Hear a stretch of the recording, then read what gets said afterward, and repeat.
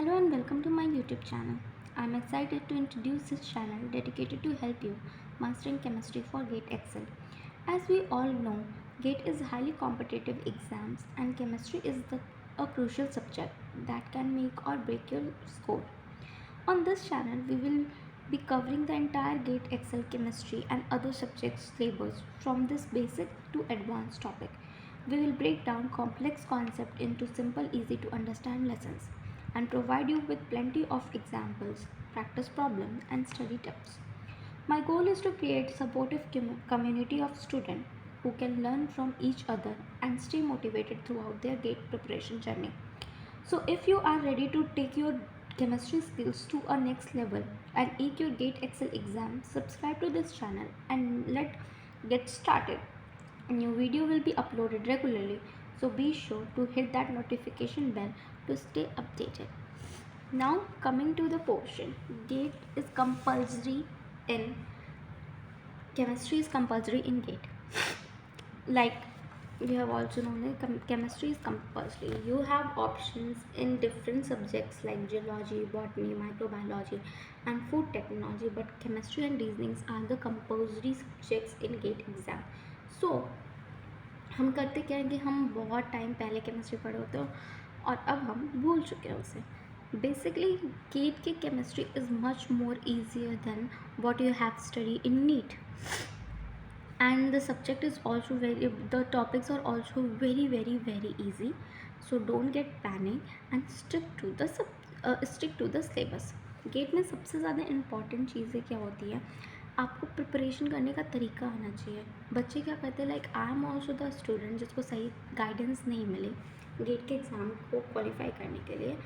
सो होता क्या है कि हम नीट की तैयारी करके आए होते हैं, हम बाकी किसी एग्ज़ाम्स की तैयारी करके आए होते हैं, and we have seen a very big picture of chemistry for any exams purpose. But यहाँ पे हम बहुत शॉर्टेड फॉर्म में केमिस्ट्री पढ़ेंगे इन एन ईजी वे. तो स्टार्टिंग फ्रॉम द टॉपिक्स जो कि गेट के एग्ज़ाम में आते ही आते हैं, लाइक ये है हमारा एटॉमिक स्ट्रक्चर एंड पीरियोडिसिटी. वही एटॉमिक स्ट्रक्चर जो पहला चैप्टर है, उसके बाद periodic table, structure and bonding. ये बहुत इंपॉर्टेंट है, बहुत इंटरेस्टिंग है. SPD एलिमेंट्स, ओ बड़ा चीज़ आ गया, बहुत बड़ा है, बहुत वास्ट है, it took a lot of time. So just पहले आप किसी भी एग्ज़ाम की प्रिपरेशन करो, यू शुड लर्न कि उसका वेटेज क्या है, ठीक है. उस हिसाब से प्रिपरेशन हमें करनी है. इसको ब्रेक डाउन करने का मैं तरीका आपको फर्दर आगे इस वीडियो में बताऊंगी. उसके बाद आपका केमिकल इक्विलिब्रियम आ जाता है, इलेक्ट्रोकेमिस्ट्री आ जाता है, रिएक्शन काइनेटिक्स आ जाता है, थर्मोडाइनमिक्स आ जाता है, and then structure, reactive correlation and organic reaction mechanism. इतना बड़ा टॉपिक ऑर्गेनिक केमिस्ट्री, पूरी ऑर्गेनिक केमिस्ट्री नहीं. You have to stick to the syllabus. फिर आपका आ जाता है chemistry of biomolecules as a food technology, as a science student, सबका favourite subject. तो we have to consider this in any case. लोग क्या करते हैं, अरे ये तो सारी चीज़ें हमने आगे पढ़ी हुई हैं, छोड़ देते हैं. गुड, पहले छोड़ क्या देते हैं, we just have to revise करके हम इसे बहुत अच्छे से पक्का कर सकते हैं. चलो अब एक एक चैप्टर्स के बारे में बात करते हैं. तो बेसिकली हमारे पास यहाँ पे 9 चैप्टर्स हो गए, ठीक है. किसका कितना वेटेज है I will tell you in further videos. अभी हम सिर्फ सिलेबस के बारे में ही बात करेंगे, ठीक है. तो सबसे पहले अगर हम आ जाते हैं एटॉमिक स्ट्रक्चर एंड पीरियोडिसिटी, तो यहाँ पे दो चीज़ हैं, दो पोर्शन है आपका, एक एटॉमिक स्ट्रक्चर, एक पीरियोडिक टेबल, ठीक है. तो एटॉमिक स्ट्रक्चर में आप प्लैंक्स क्वांटम थ्योरी पढ़ेंगे, wave particle duality, uncertainty principle, comparison between Bohr's models and quantum mechanism models of hydrogen atom, electronic configuration of atoms and ions, Hill's rules and Paul inclusion principle. तो basically होता क्या, while you are going to a competitive exams preparation, पहली चीज़ हमने अपनी theoretical portion को एकदम ही हटा रखा होता है.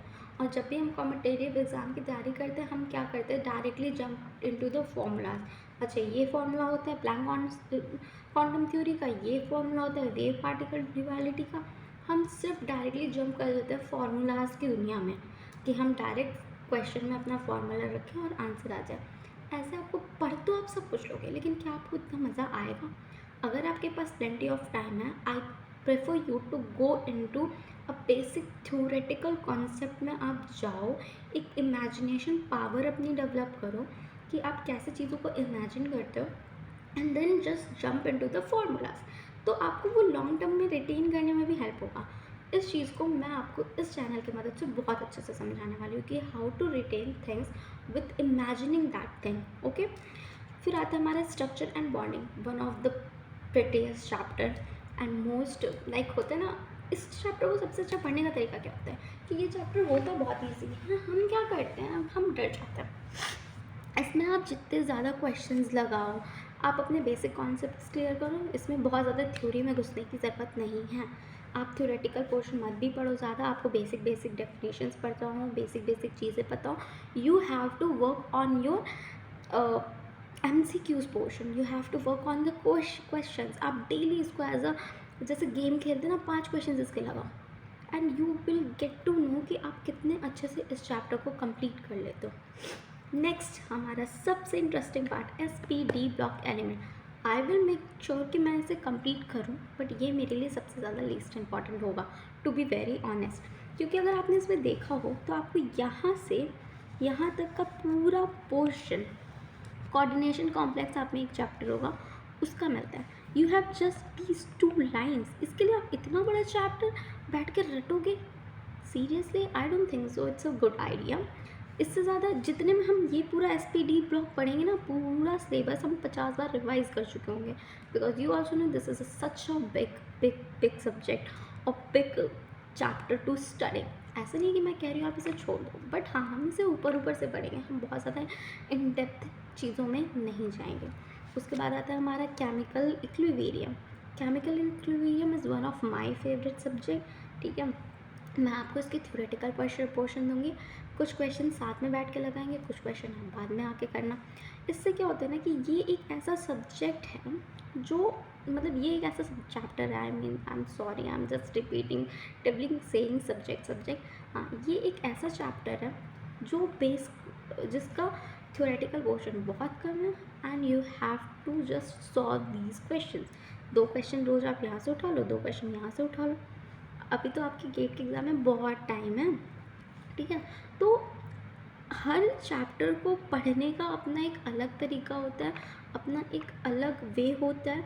हमें सबसे ज़्यादा इम्पॉर्टेंट क्या होता है कि हमें किस चैप्टर को किस तरह पढ़ना है, किसे हमें किताब से पढ़ना है एज अ थ्योरी, किसे हमें सिर्फ टीचर के नोट से और अपनी MCQ प्रॉब्लम सॉल्व करना है।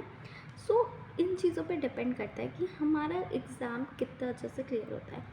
फर्दर कमिंग टू इलेक्ट्रोकेमिस्ट्री, इसमें भी आपको थोड़ी imagination power, more towards the practice. Reaction kinematics is also imagination power and your practice.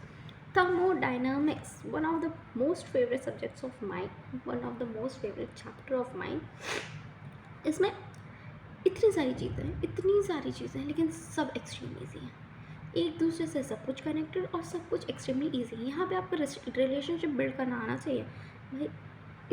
इससे क्या मतलब है, इसकी वजह से इसमें क्या हुआ, आपको ये सारी चीज़ें आना चाहिए। बाकी आपको सिलेबस तो यहाँ पे दिख ही रहा होगा, and just you have to make sure कि आपकी इमेजिनेशन पावर, आप कितने अच्छे से थ्योरीज रटते हो और कितना आप उसमें सॉल्व कर रहे हो, इन सब पे बेस है thermodynamics. Structure, reactivity, correlation and organic reaction mechanism, organic chemistry मेरे को सबसे ज़्यादा डर लगता है। तो हम एक काम करेंगे, जब मेरे पास ज़्यादा टाइम होगा तो क्या करेंगे ना कि इसके एक एक वीडियोस डालते जाएंगे पहले से, और हम इसे थोड़ा थोड़ा करके साथ में पढ़ते जाएंगे। बिकॉज ये ना लास्ट के टाइम में बहुत बर्डन हो जाता है, रटने का मन नहीं करता। पहले से आपके पास नोट्स होंगे। one of the most important thing is notes is most and most important thing in organic chemistry। मेरे से लिटरली ऑर्गेनिक केमिस्ट्री रटा नहीं जाता था। सो इट्स वेरी इंपॉर्टेंट कि हम पहले नोट्स बनाएं, हम नोट्स बनाते रहें एंड जब हम नोट्स प्रिपेयर कर लेते हैं ना, तो revision notes and revision are the 2 biggest thing जो कि एक स्टूडेंट को अपनी लाइफ में लाना ही लाना चाहिए। आप इसके नोट्स साथ साथ में कंप्लीट करते जाओ, रोज़ का पोर्शन रोज़ रिवाइज करो तो आपको ज़्यादा बर्डन नहीं होगा। And same goes with this chemistry of biomolecules, आप इसके रोज़ का पोर्शन रोज़ रिवाइज करो, आपको बर्डन महसूस नहीं होगा। नाउ अब मैं लास्टली बेसिक आपको सारे चैप्टर्स तो दिखा दिए हैं, ठीक है। तो लास्टली मैं एक काम करती हूँ कि मैं आपको बता देती हूँ कौन से चैप्टर को किस तरह से पढ़ना है, ठीक है। तो coming to the atomic structure notes जो मैं दे रही हूँ, ठीक है, उसके बाद मैं थ्योरेटिकल पोर्शन खुद से बताऊँगी, आपको ज़्यादा इमेजिन करने की और आपको बुक पढ़ने की ज़रूरत नहीं है। तो नोट्स मैं खुद से प्रोवाइड करूँगी इसके, और प्लस आप इसको क्या करोगे, इसके MCQs ज़्यादा से ज़्यादा न्यूमेरिकल सॉल्व करोगे, ठीक है। बेसिक कुछ चीज़ें हैं, कुछ थ्योरी है, कुछ चीज़ें हैं, आप उनको लिखो, सारे फॉर्मूलाज एक जगह लिखोगे,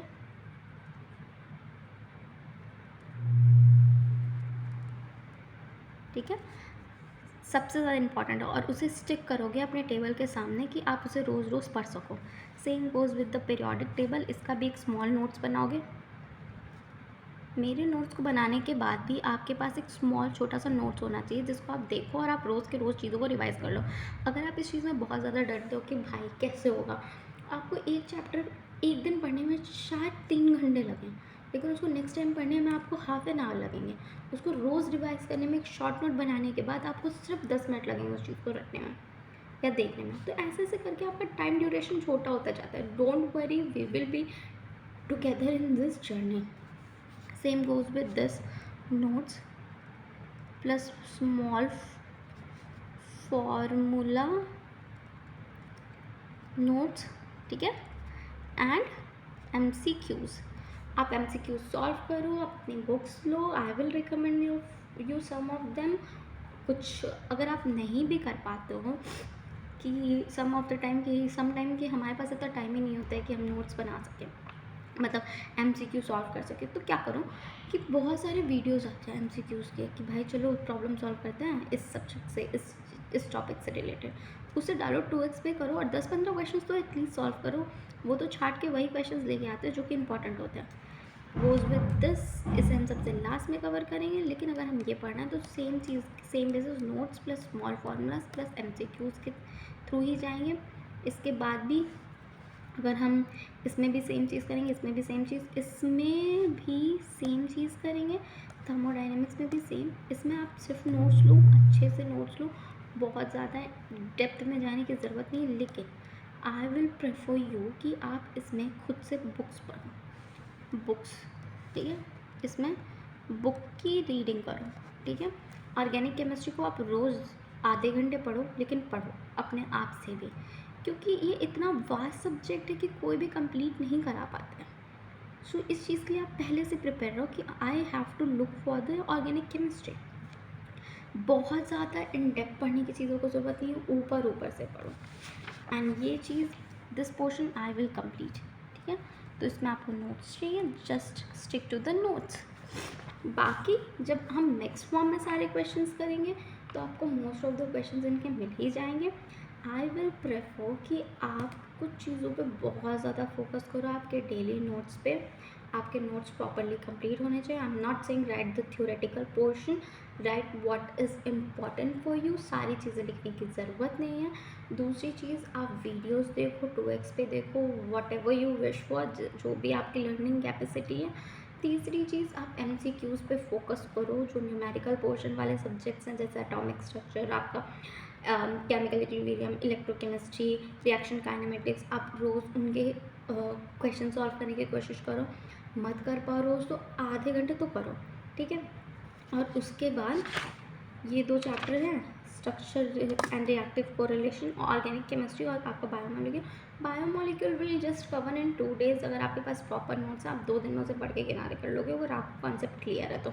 वीडियो देख के कॉन्सेप्ट तो क्लियर हो जाएगा। और स्ट्रक्चर और ऑर्गेनिक केमिस्ट्री आप खुद से भी पढ़ने की कोशिश करो ज़रूरत से ज़्यादा। I am also learning, I will make sure कि मैं आपको अच्छी से अच्छी चीज़ें दूँ। I am not a teacher, I am not so that much perfect, so we will learn together।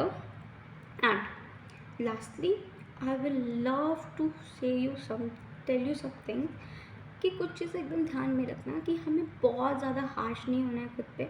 आज हम हार्श हो जा रहे हैं, कल हम थक जाएंगे हार्श होते होते होते होते। हम केमिस्ट्री पढ़े जा रहे हैं, पढ़े जा रहे हैं, पढ़े जा रहे हैं, हमारे पास दूसरे सब्जेक्ट्स के लिए टाइम नहीं है। ऐसा नहीं होना चाहिए, खुद पे हार्श नहीं होना है। हम एक दिन 6 घंटे पढ़ ले रहे हैं, दूसरे दिन पढ़ने का मन ही नहीं कर रहा है। दूसरी चीज़, हम बहुत सॉर्टेडली, बहुत लाइटली चीज़ों को कवर अप करेंगे हम। और ऐसा नहीं है कि हम सिर्फ केमिस्ट्री पढ़ते जाएं, अरे हमें केमिस्ट्री में मज़ा आ रहा है, हम सिर्फ केमिस्ट्री पढ़ते जाएं, नहीं। चीज़ों को जिस चैप्टर की जितनी रिक्वायरमेंट है हम उस पर उतना ही ध्यान देंगे। तो ये 3 टिप्स हैं मेरी तरफ से आपके लिए। अभी in starting we will focus on these thing. कोई प्रॉब्लम आती है, कोई भी चीज़ आपको और पूछनी है, आई विल मेक श्योर मैं उन प्रॉब्लम्स का सोल्यूशन खुद भी अपने लिए भी ढूंढूँ, आपके लिए भी ढूंढूँ और बाकियों के लिए भी ढूंढूँ। Write it down in comment section and we will see कि हम क्या कर सकते हैं। जिसके पास प्रॉब्लम है या किसी के पास सोल्यूशन है, just discuss that thing in comment section. And also I will love to tell you that I'm also learning, I'm also a student and I am just putting all my efforts in making thing easy. ठीक है, सो मैं भी सीख रही हूँ, आप भी सीखो, हम साथ में पढ़ते हैं और साथ में करते हैं। Stay tuned and I will upload daily one video. So be, like, what can I say? Let's connect with each other and bye.